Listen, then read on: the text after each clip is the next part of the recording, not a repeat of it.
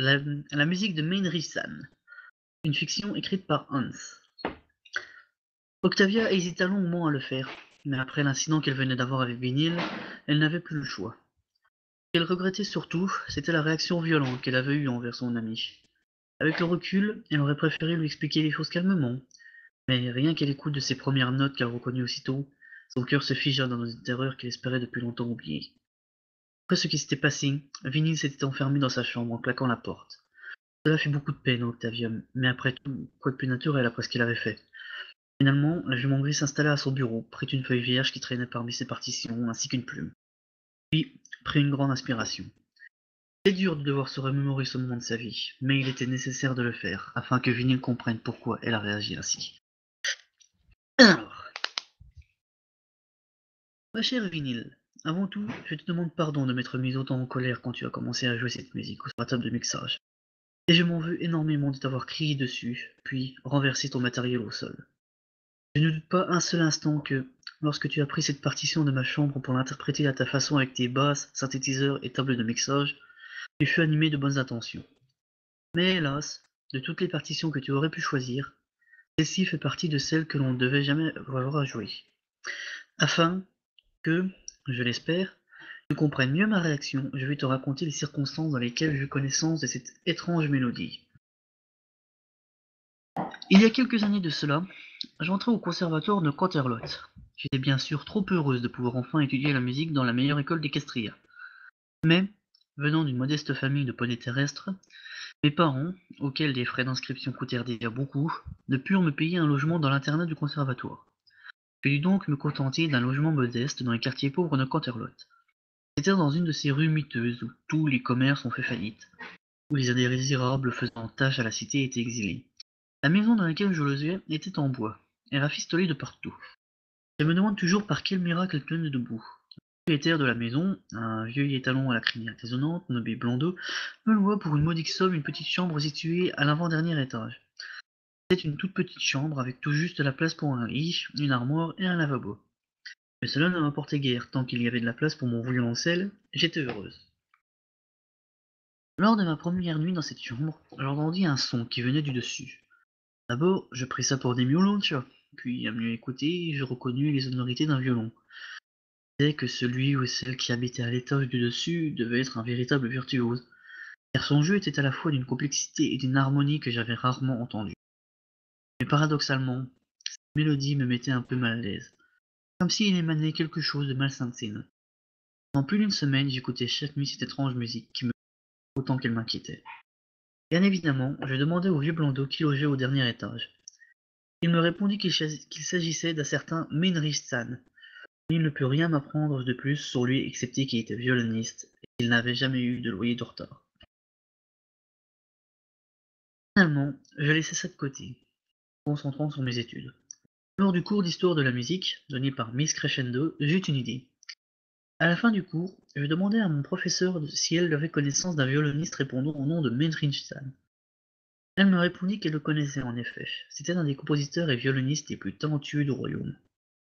Étonné, je lui demandai pourquoi il n'était pas aussi connu que les autres grands musiciens. L'Equestria.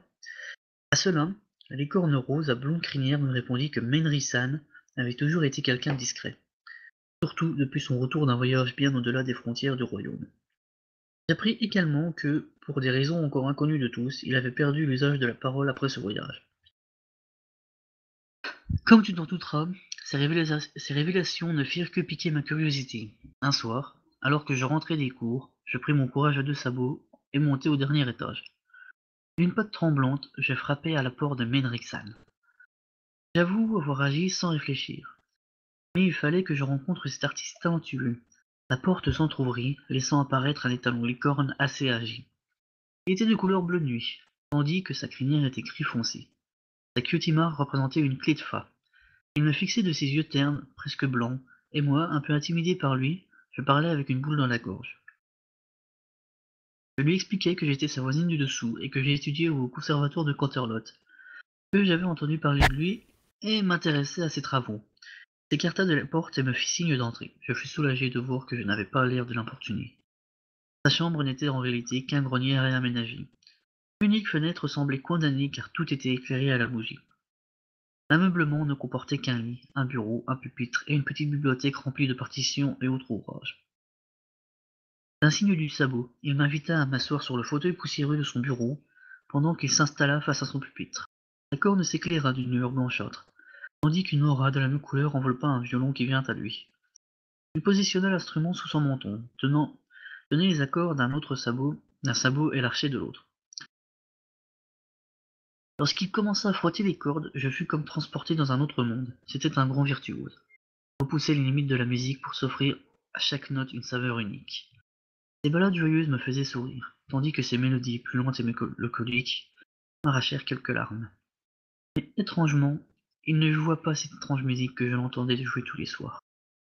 Cela m'importuna peu sur le moment, car j'étais déjà trop heureuse d'avoir eu droit à une représentation privée de ce génie. Quand il eut fini, j'applaudis vigoureusement des sabots pendant qu'il s'inclinait humblement devant la modeste auditoire que j'étais. Je le remerciai à maintes reprises, mais fus stupéfaite lorsque, pour toute réponse, il me désigna son pupitre ainsi que mon violoncelle que je portais au dos. Avec un sourire chaleureux qui contrastait avec son apparence sombre, il m'invitait à jouer avec lui, et à jouer pour lui. Très nerveuse, je m'exécutais et donnais le meilleur de moi-même. Durant toute ma prestation, il resta silencieux et neutre, impossible de savoir si ce que je jouais lui plaisait ou non. Quand j'eus fini, il se leva pour s'installer à son bureau, saisit une plume et une feuille avec sa magie, puis écrivit. Lorsqu'il eut fini, il vit flotter le document sous mes yeux que je saisis. Il avait écrit que j'avais du potentiel, mais encore beaucoup à apprendre, que si je le désirais, il pouvait m'aider. Ce fut avec une joie immodérée que j'acceptai. Devenir l'élève d'un maître tel que lui, j'aurais payé tout l'or du monde pour ça. C'est ainsi que tous les week-ends, je les passais en compagnie de Menriksal. Il m'aidait pour mes devoirs ainsi que pour perfectionner mon style. Il communiquait toujours par écrit ou geste, mais on se comprenait, et je voyais en lui un excellent mentor, sans doute le meilleur que j'ai jamais eu. Mais j'entendais toujours cette étrange mélodie tous les soirs. Cela m'obsédait, et m'empêchait de dormir tant elle était envoûtante, ou effrayante. À vrai dire, je ne savais toujours pas déterminer l'effet que cette musique avait réellement sur moi. Cela était si ambigu. Chaque nuit, je me promettais de demander à Menriksal des explications sur cette musique surnaturelle qui jouait tous les soirs. Mais à chaque fois que je me retrouvais face à lui, une sorte de gêne m'en empêchait. J'avais réussi à gagner sa confiance au point qu'il fasse de moi son élève, je ne voulais pas qu'il s'imagine que je l'espionne. Le temps passa et j'arrivai rapidement à la fin de ma première année, au conservatoire. Et l'examen final approchait à grands pas. Cette épreuve consistait à jouer une composition de son choix devant un jury.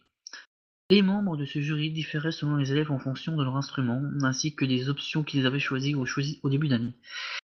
La composition du jury était révélée aux candidats une semaine à l'avance par courrier. Lorsque je reçus le mien, j'en croyais à peine mes yeux. Meinrich Zahn, en personne, ferait partie de mon jury, avec d'autres artistes-compositeurs. L'excitation fit place au stress et l'appréhension, car si je me sentais à l'aise d'avoir une personne que je connaissais dans le jury, personne était aussi mon mentor.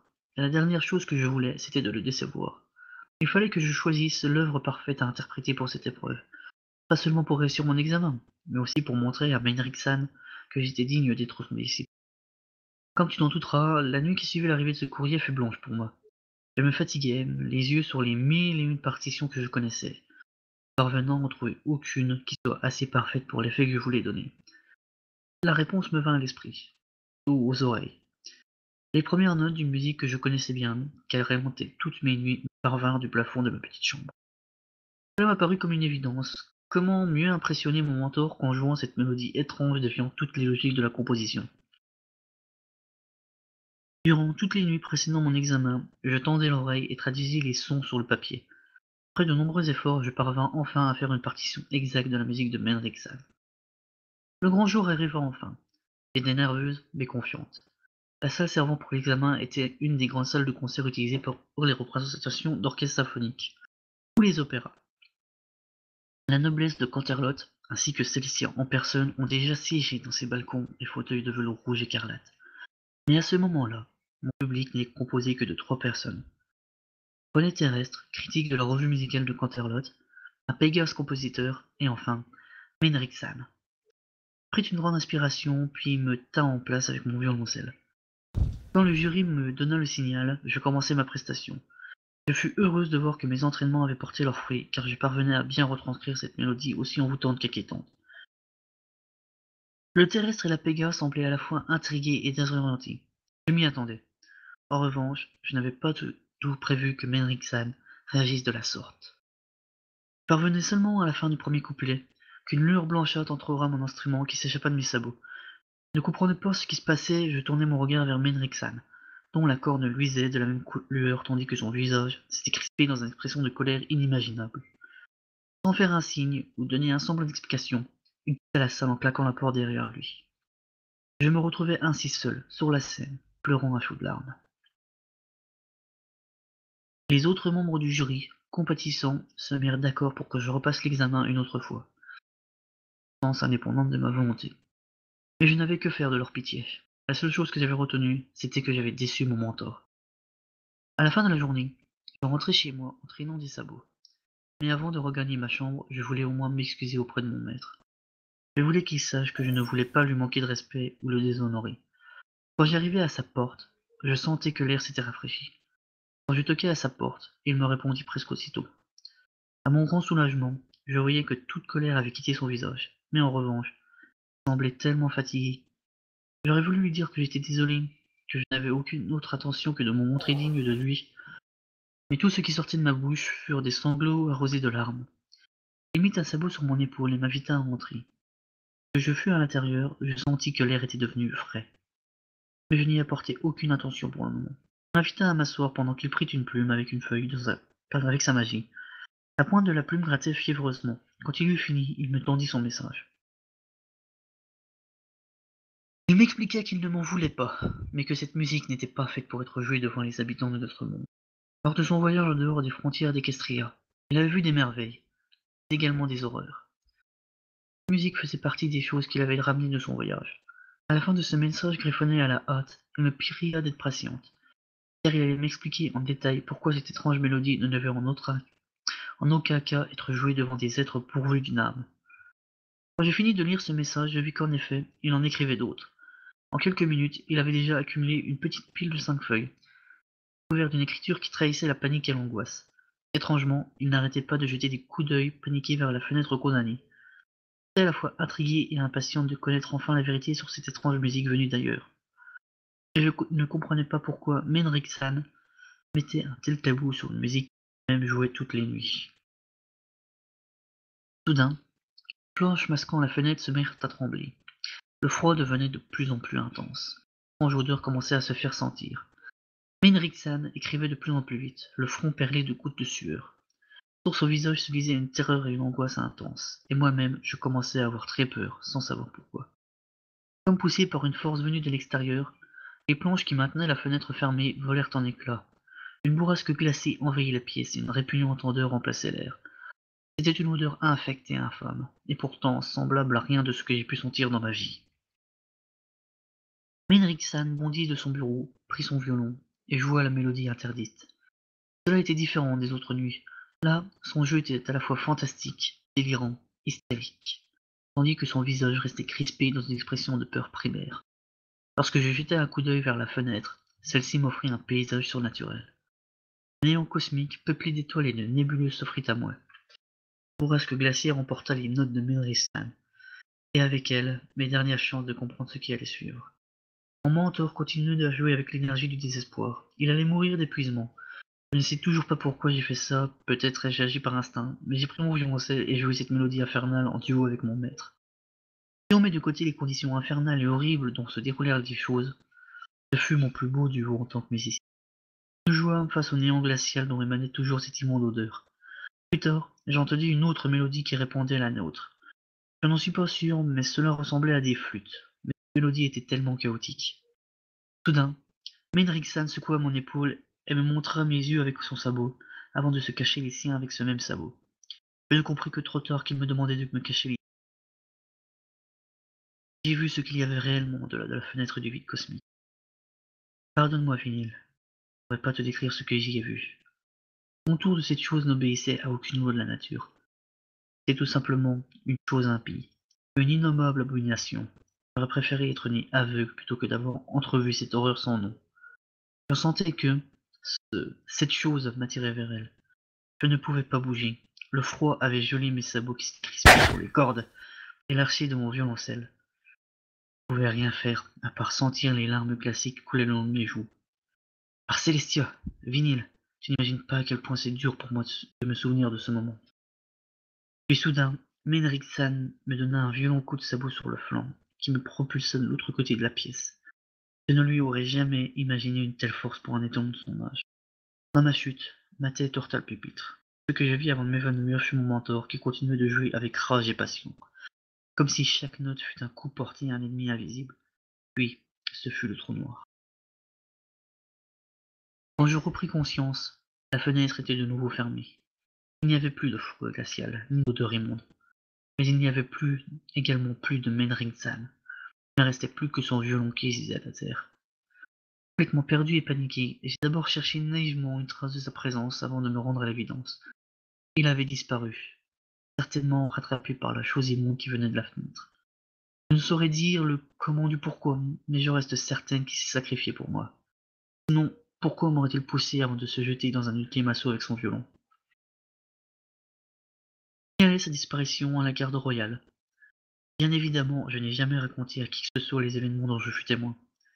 J'ai moi-même du mal à croire ce qui s'est passé, alors imagine si je raconte ça à d'autres poneys. Actuellement, l'enquête sur la disparition de Menric-san est toujours au point mort. Peut-être même abandonnée. C'est sans doute mieux ainsi. Après cela, j'ai repassé mon examen de fin d'année, que j'ai réussi. Grâce à la bourse d'études que j'ai obtenue après ma réussite, j'ai pu quitter mon ancien logement. Ce fut un gros soulagement, car chaque nuit je redoutais d'entendre à nouveau cette musique maudite. Tu la connais. J'ai emménagé au centre de Cotterlot en colocation avec moi. Je demande certainement dans ce cas, alors, pourquoi avoir gardé cette partition si cette musique est si dangereuse? J'avoue avoir souvent eu envie de brûler ces derniers vestiges de l'art dégénéré qui existe de la limite équestre. Mais paradoxalement, c'est la dernière chose qui me reste du meilleur mentor que j'ai jamais eu. Puis, mon instinct me dit que cette musique pourrait bien être la seule arme que l'on aurait. Une de ces choses impies refaisait surface. Je prie chaque jour que Célestia fait pour ne pas avoir à en faire usage de la sorte. Voilà, Vinyle. Tu connais à présent une partie de ma vie que je n'ai révélée à personne jusqu'à maintenant. J'espère que tu comprendras mieux pourquoi ma réaction fut si violente. Et j'en m'en excuse une fois de plus. Avec toute mon amitié, Octavia. La jument grise replia les pages qu'elle venait de remplir, les mit dans une enveloppe, puis l'accrocha avec un papier collant à la porte de la chambre de son amie. Elle espérait seulement qu'elle comprenne, qu'elle ne la prenne pas pour une folle. Il était tard, et Luna avait déjà apporté la nuit, épuisée par l'écriture de sa longue lettre ainsi que par les sinistres souvenirs l'ayant refait surface. Octavia partit se coucher. Sommeil, elle sentit une brise fraîche parcourir sa crinière, tandis que ses oreilles furent réveillées par d'étranges sons. Ces sons se succédaient pour devenir des notes qui entamaient une danse hystérique, fantastique. En connaissant cette musique, la jument se réveilla en sursaut. Il n'y avait rien. La nuit était silencieuse. De sa chambre était doux. Ce n'était qu'un rêve, se disait-elle, rien qu'un rêve. Mais si ce n'était vraiment qu'un rêve, pourquoi son corps était-il paralysé ainsi? Pourquoi ne pouvait-elle empêcher les larmes de couler le long de ses joues?